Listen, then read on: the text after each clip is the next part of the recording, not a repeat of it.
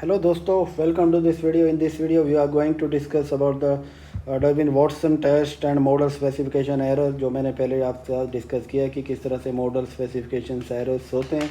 ठीक है, तो वंस अगेन मैं आपको एक मॉडल का हल्का सा एक एग्जांपल देता हूँ। ठीक है, जैसे मैं यहाँ पे लिख रहा हूँ ये Y I is equal to beta 1 plus beta 2 X I plus beta 3 X I square plus beta sorry आगे इसको मैं प्लस कर देता हूँ, प्लस एरर टर्म हमारे पास आ रहा है। ठीक है, नहीं बीटा 2 इसको मैं थोड़ा सा ऐसे कर देता हूँ।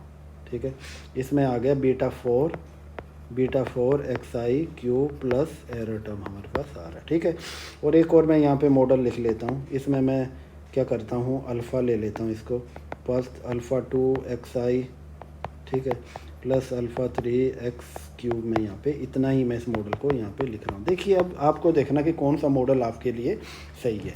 तो देखिए कई मॉडल में हम स्पेसिफिकेशन एरर तो नहीं कर रहे हैं, हम इस वेरिएबल को हमें इंक्लूड कौन सा, इस वेरिएबल को हमने इसमें एक्सक्लूड कर दिया है। ठीक है, तो इसका मतलब जो दूसरे टर्म में जो एरर टर्म बन रहा है हमारा, इसको मैं वी लिख देता हूँ।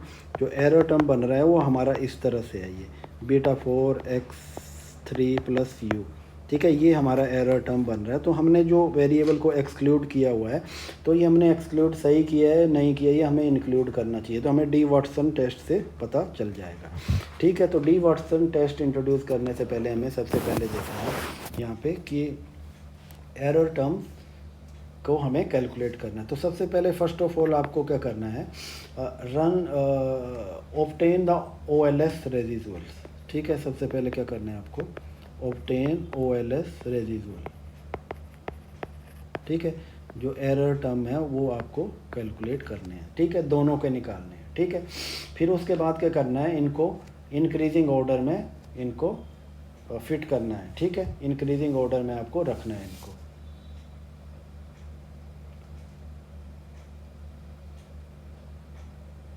ठीक है,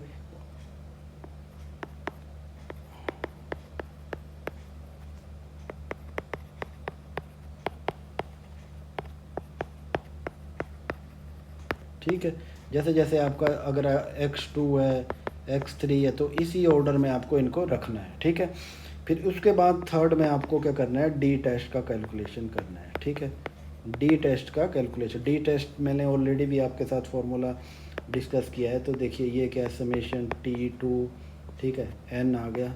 ठीक है, UT, देखिए ये क्रॉस सेक्शनल डाटा और टाइम सीरीज डाटा दोनों में ये चलेगा। उसमें दो ऑब्जर्वेशन में चलेंगे हम क्रॉस सेक्शनल में, और टाइम सीरीज में हम दो अलग अलग सीरीज़ में चलेंगे। ठीक है, एक ये पीछे वाली सीरीज़ ले लेता हूँ मैं। ठीक है, इनको स्क्वायर कर देता हूँ। तो यहाँ पे क्या करना है, दो error term, successive error term में क्या गैप आ रहा है हम उसको देख रहे हैं। इसी से तो हमें पता चलेगा कि जो दो सक्सेसिव एरर टर्म में गैप आ रहा है वो किसके कारण है। हमने कहीं जो वेरिएबल जो हमने छोड़ा हुआ है, कहीं उसका इन्फ्लुएंस या पैटर्न तो नहीं फॉर्म कर रहा है। वो पैटर्न क्या होता है कि हम किसी वेरिएबल को एक्सक्लूड कर देते हैं तो वो एरर टर्म में अपना पैटर्न शो करने लगता है। ठीक है, तो उसी चीज़ को हम यहाँ पे देखने की कोशिश कर रहे हैं। ठीक है, तो इसको हम एरर, ये T1 और ये n और ये एरर टर्म स्क्वायर कर दिए मैंने जो प्रेजेंट टाइम का। ठीक है, तो ये डी हमारे जो डी टेस्ट का ये फॉर्मूला है। ठीक है, ये मैंने पहले भी आपको बताया कि टाइम सीरीज क्रॉस सेक्शनल दोनों में ये चलेगा। ठीक है, अब यहाँ पे क्या है कि नल हाइपोथेसिस क्या थी हमारी, no specification error.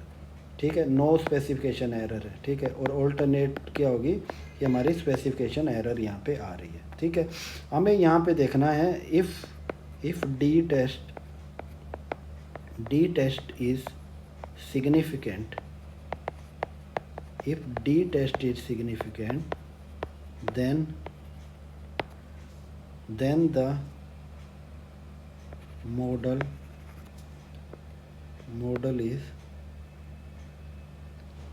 or model is misspecified। ठीक है, ये स्पेसिफिकेशन एरर है इसमें। ठीक है, मिस स्पेसिफिकेशन एरर इसमें इंक्लूड है। ठीक है, अब यहाँ पे देखिए अब हमें क्या करना है, अगर इसमें रिजेक्ट हो जाता है ये, तो उसी के अकॉर्डिंगली फिर हमें क्या करना है कि दूसरे मॉडल को हमें सिलेक्ट करना है। ठीक है, तो ये था डी टेस्ट, बिल्कुल ही सिंपल था। आगे हम क्या रैम से रीसेट टेस्ट के बारे में बात करेंगे। Okay, thanks for watching.